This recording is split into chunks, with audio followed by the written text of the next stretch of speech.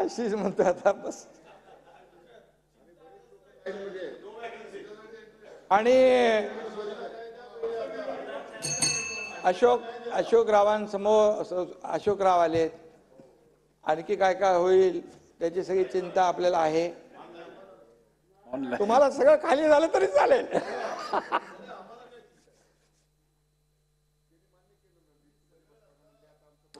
बसून बोलू नका. त्यामुळे सकाळी चहा प्यायला आपल्या सोबत असलेला नेता दुपारी आपल्या बरोबर राहील की नाही याची गॅरंटी नाही.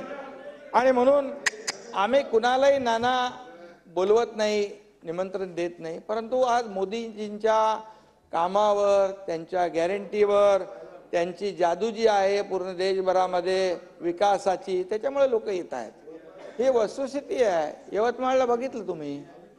माजी अध्यक्षांनी मुळीच खाली बसून बोलू नये. आणि म्हणून आपल्याला विकासाच्या भरधाव गाडी समोर स्पीड ब्रेकर लावण्याचा प्रयत्न काही लोकांनी केला. परंतु नाना, विकासाचा अटल सेतू आम्ही पार केला.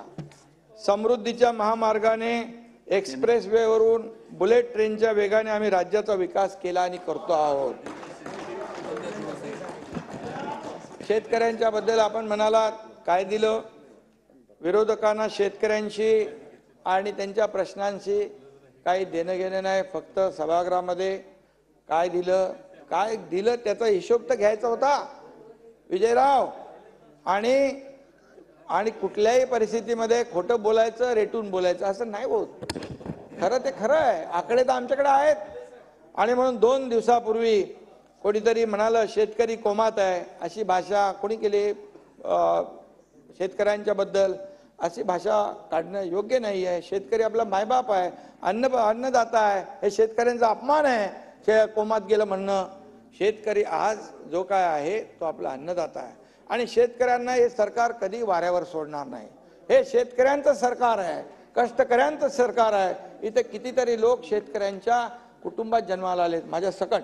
आणि म्हणून मी तुम्हाला एवढंच सांगतो, 2.5 वर्षाच्या सरकारने शेतकऱ्यांच्या मदतीच्या फक्त घोषणा नाही केल्या विजयराव.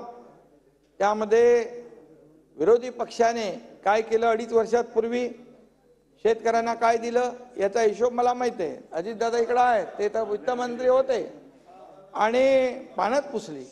परंतु आम्ही मात्र शेतकऱ्यांचं अश्रू पुसण्याचं काम केलंय. तुम्ही तोंडाला पाण्या पुसली. निर्धारित वेळेमध्ये कर्ज फेडणाऱ्या, रेग्युलर कर्जफेड करणाऱ्या लोकांचा निर्णय घेतला. 50,000 द्यायचा, दिलं तुम्ही.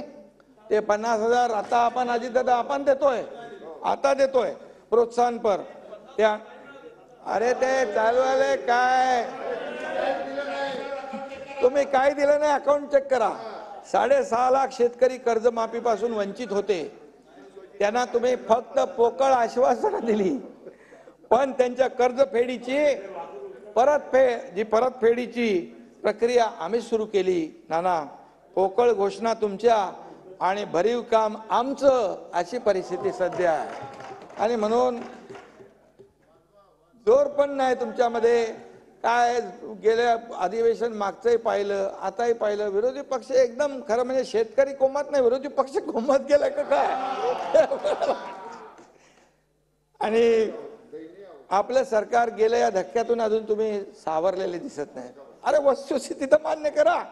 इथं मुख्यमंत्री आहे, उपमुख्यमंत्री आहे, सरकार बदललंय, वेगवान निर्णय घेणार सरकार इथं काम करतंय, हे मान्य करायला पाहिजे. वस्तुस्थिती मान्य करायला पाहिजे. ती तुम्ही हजम करत नाही.